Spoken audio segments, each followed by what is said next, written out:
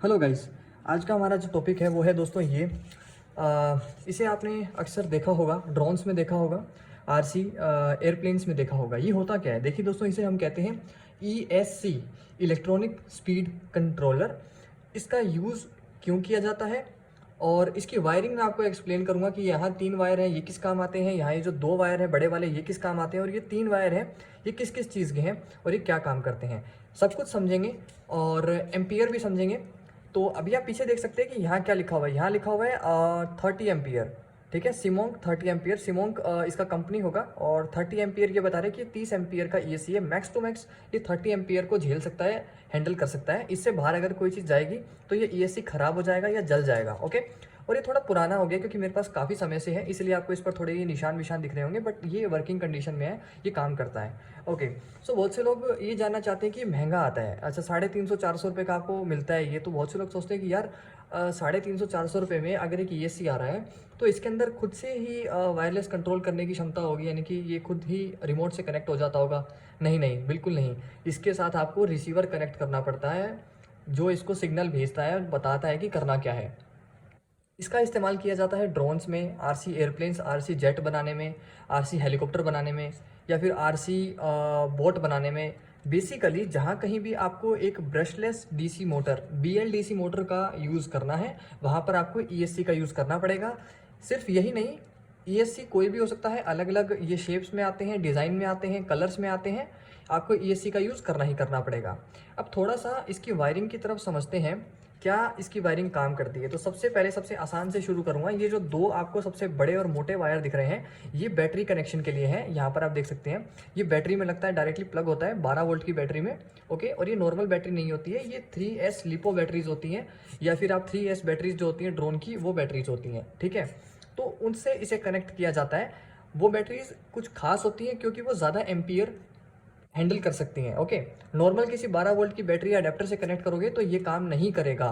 ठीक है, क्योंकि उनमें इतनी क्षमता नहीं है, इतनी पावर नहीं है कि वो इसका इतना हाई लोड झेल पाए। ठीक है, तो इसीलिए ड्रोन की बैटरी से ही कनेक्ट करें। कोई फालतू का मतलब कि आप इसे छेड़खानी करेंगे ख़राब हो जाएगा।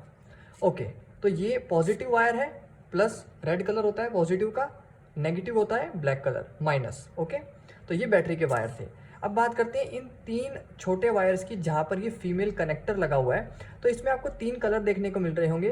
अगेन रेड है, ब्लैक है और एक है वाइट।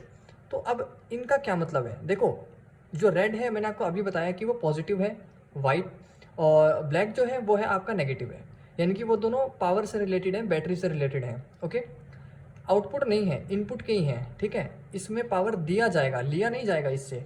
यहाँ से भी इसको पावर दिया जाएगा, यहाँ से जो पावर दिया जाएगा वो डायरेक्ट मोटर को जाएगा। उसके लिए है बड़े बड़े बड़े वायर हैं, ताकि ज़्यादा एम्पियर झेल पाएँ, ज़्यादा लोड झेल पाएँ।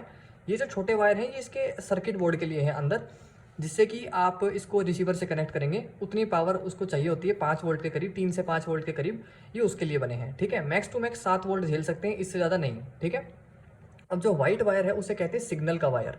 यहीं से पल्स जाता है, सिग्नल जाता है, जो कि बताता है कि मोटर का स्पीड कितना रखना है, बंद कर देना है, स्पीड कितना रखना है, तेज कम, या फिर बिल्कुल हाई पर चलाना है। तो वो काम करता है हमारा व्हाइट वाला वायर, सिग्नल का वायर है। ओके, तो इसलिए ये केबल थोड़ा सा आप देखेंगे लंबा भी है इससे।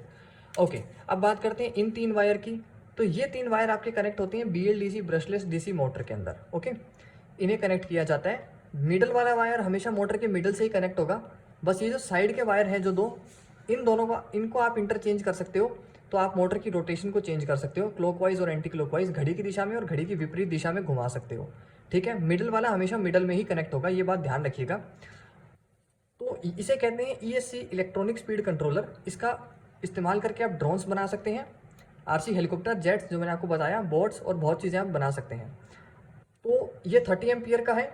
ESCs अलग अलग एम्पियर में आते हैं, डिपेंड करता है कि आप कितने एम्पियर का मोटर यूज़ कर रहे हैं, मोटर कितना शक्तिशाली है। तो जनरली जो मोटर यूज़ होते हैं 1000 kV, 1400 kV, 2200 kV तक के, 1000 से लेकर के 2200 kV तक के, उनके साथ आप इस 30 एम्पियर के ESC को यूज़ कर सकते हो। कोई भी 30 एम्पियर का ESC को सपोर्ट कर जाएगा। लेकिन अगर मोटर का KV 1000 kV से कम आता है, वहाँ पर आपको ESC का एम्पियर बढ़ाना पड़ेगा, 40 एम्पियर का ESC यूज़ करना पड़ेगा। इसका एक प्रॉपर फॉर्मूला होता है जो कि मैं आपको वीडियो के डिस्क्रिप्शन में लिख कर दे दूँगा, वहाँ से आप देख लेना। उस फॉर्मूला के अकॉर्डिंग आपने मोटर का केवी चेक करके अपना ईएससी लगाना है कि कितने एम्पियर का ईएससी आप वहाँ यूज़ करेंगे। मान लो मोटर लोड उठा रही है 60 एम्पियर का, ईएससी यूज़ कर रहे हो आप 40 एम्पियर का, तो 20 एम्पियर वहाँ क्या हो गया, मोटर ने ज़्यादा मांग लिया और ईएससी की लिमिट क्या थी 40 एम्पियर, ईएससी दे नहीं पाया। ऐसे में होगा क्या, ईएससी बैटरी से लोड उठाएगा और ईएससी जल जाएगा, पूरा ईएससी जल जाएगा, आग लग जाएगी इसमें, तो आपका कंपोनेंट खराब हो जाएगा। ड्रोन बनाया है तो कोई एक्सीडेंट हो सकता है, हादसा हो सकता है, ड्रोन में आग लग सकती है, मोटर बर्नआउट कर सकती है, कोई भी खराब से खराब सिचुएशन हो सकती है। ओके, तो मेक श्योर करें कि मोटर का किलोवाट देख करके कितना केवी का है उसके अकॉर्डिंग ईएससी लगाएं। हमेशा मोटर से थोड़ा ज़्यादा पावरफुल ईएससी लगाना चाहिए। जैसे कि मोटर का रिक्वायरमेंट अगर 20 एम्पियर है, 10 एम्पियर 20 एम्पियर के बीच आ रहा है, तो 30 एम्पियर का ईएससी लगाएं। मोटर का रिक्वायरमेंट अगर 30 एम्पियर है तो 40 एम्पियर का ईएससी लगाएं। मोटर का रिक्वायरमेंट अगर 50 एम्पियर है तो फिर उसमें 10 एम्पियर ऊपर का ईएससी लगाएं, 60 एम्पियर का ईएससी लगेगा। तो इस तरीके से जितना एम्पियर बढ़ेगा ईएससी का प्राइस भी बढ़ेगा, कीमत भी बढ़ेगी।